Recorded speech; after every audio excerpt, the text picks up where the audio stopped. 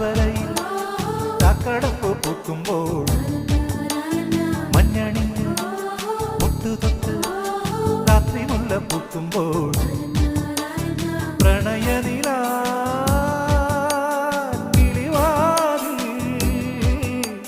പ്രണയനില കിളിവാതിൽ മാറി തുറന്നതാരാണ്?